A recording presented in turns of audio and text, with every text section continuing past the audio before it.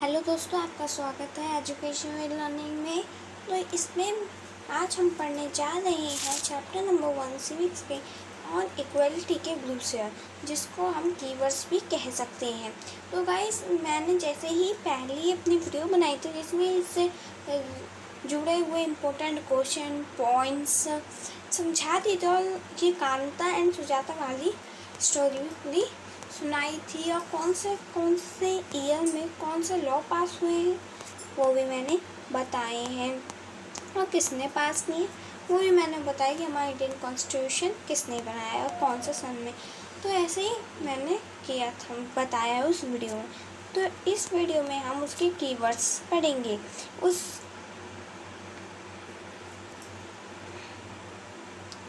इस वीडियो में हम कीवर्ड्स पढ़ेंगे। ओके,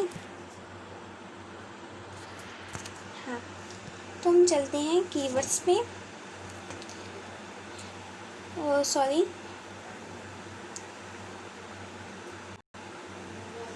ये रहा हमारा मतलब कीवर्ड्स। ठीक है, हमारा पहला है यूनिवर्सल अडल्ट फ्रेंचाइज।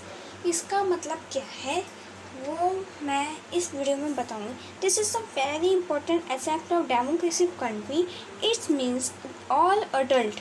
इसमें देखो, अडल्ट यूनिवर्सल पूरी दुनिया में अडल्ट जो 18 साल से ऊपर होते citizen have the right to vote irrespective of the social and economic grounds।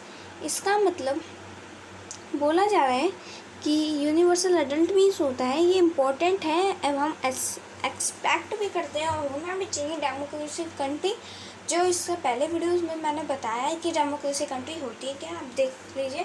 वैसे मैं इसमें भी बता दूं, अगर डेमोक्रेसी कंट्री के बारे में आ जाता है कि क्रिएटिव कंट्री, तो आप चाहोगे उसका एग्जाम्पल ही ले लो, लाइक इंडिया। ओके, ये आपको लिख लेना अगर आ गया तो।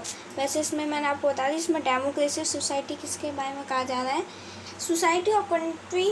वैसे अगर सिविक्स के में लो तो सेम रहता है। अगर डेमोक्रेसी है ना तो वो कंट्री है, तो कोई सोसाइटी नहीं होती। ठीक है, तो उस देश से जो लोकतांत्रिक है उससे हम ये एक्सपेक्ट करते हैं, हाँ, कि वो, और हम ये चाहते हैं कि 18 साल से ऊपर के जो यंगर सिटीज़न हो जाते हैं उनको वोट से अपना अधिकार देना चाहिए। कि वो चाहते हैं कि वो, हम ले लेते हैं भाजपा, बीजेपी ले लेते हैं और कांग्रेस ले लेते हैं। अब जैसे कि 5 सिटीज़न है, नहीं 6, तो अब 3 बीजेपी को देना चाहते हैं, 3 कांग्रेस। अगर हम ज़बरदस्ती कांग्रेस को डलवा दें कि फिर बीजेपी को डलवा दें तो दिस इज़ नॉट फेयर, है ना। दिस इज़ नॉट फेयर, ये सही नहीं होगा। तो हर सिटीज़न को, अगर जो कांग्रेस ने वादा किया अगर कोई उन्हें देना चाहते तो उसमें कोई इतराज़ नहीं है। जो सिटीज़न अपने लिए करना चाहे वो कर सकता है 18 साल के बाद। मतलब 18 साल के बाद हम उनको फ्रीडम दे देते, पर 18 साल के जो नीचे के बिलो के बच्चे मांगना चाहते हैं फ्रीडम, वो उनको इस जन्म के अगले जन्म भी नहीं मिलेगी 18 साल से कम हो तो। ठीक है, तो इसका मतलब समझ में आ गया कि हम डेमोक्रेटिक कंट्री से ये होता है कि हाँ, ये मान लो कि यूनिवर्सल अडल्ट मीन्स कि यूनिवर्सल अडल्ट मीन्स हम डेमोक्रेसी की कंट्री में 18 साल से ऊपर के बच्चे वोट देते थे। वो अपना सोशल और इकोनॉमिक बैकग्राउंड संभालने लगते, तो उनको अधिकार होता है कि वो वोट से अपना ग्राउंड और खुद संभालना स्टार्ट हो जाए कि वो किसको वोट देना चाहते हैं, उनके लिए कौन बेहतर है कौन नहीं है, उनके लिए कौन हेल्प करेगा उनकी कौन नहीं करेगा। तो वो मतलब 18 साल से ऊपर के 18 साल के डिसाइड कर सकते हैं। ठीक है, उनके जो 18 साल के नीचे वाले हैं वो नहीं कर पाएंगे डिसाइड, क्योंकि अभी वो वोट नहीं दे पाते। अगर मान लो कि जो इंसान वोट देना है, जो बच्चा या फिर जो भी यंगर सिटीज़न युवक 18 साल से वोट देने लगा, तो कि वो खुद को संभाल सकता है। क्योंकि मान लो कि वो बड़ा हो गया, बड़ा तो हो ही जाता है, पर उसको जिम्मेदारी कि वो उसको क्या लगता है, उसकी जिम्मेदारी कि उसको उसके लिए कौन सही है कौन गलत है 18 साल से उसको पता लग जाता है, तभी हम वोट दे देते हैं। फिर जो भी आती है पार्टी फिर वो हमारे लिए कुछ चीज़ करती है, ठीक है। इसका मतलब ये होता है। अब हम पढ़ लें तो मैं रेस कर लेती हूँ, 2 मिनट में हो जाएगा। जैसे कि अब मैं ये डिग्निटी पढ़ाऊँ तो this refers to the thinking ones. अब जैसे कि इसका मतलब है कि जैसे कि हम स्कूल का टाइम है, सपोज एग्जाम्पल, ओके, स्कूल का टाइम है, स्कूल का टाइम, तो टीचर कहते कि तुम लोग चीटिंग करते थे, हम लोग चीटिंग नहीं कर पाते थे, तो उससे क्या होता है, अगर कोई इंसान अपनी बात किसी और से शेयर करता है तो उस इंसान को हमें रिस्पेक्ट देनी चाहिए, ना ही हमें उस पर हंसना चाहिए, उसे शेमफुल करना, शेमलेस, ऐसा कुछ नहीं कहना हमको बस उसको रिस्पेक्ट देनी है, ठीक है। तो अगर कोई इंसान अपनी थिंकिंग, अपनी सोच किसी से शेयर कर रहा है तो हमको उसकी क्या करनी चाहिए, कोई शेयर कर रहा है तो उसकी हमें रिस्पेक्ट करनी चाहिए, okay, clear everyone. And constitution क्या होता है, जैसे मैंने आगे पहले बताया था उस वीडियो में कि इंडियन कॉन्स्टिट्यूशन क्या होता है। Indian constitution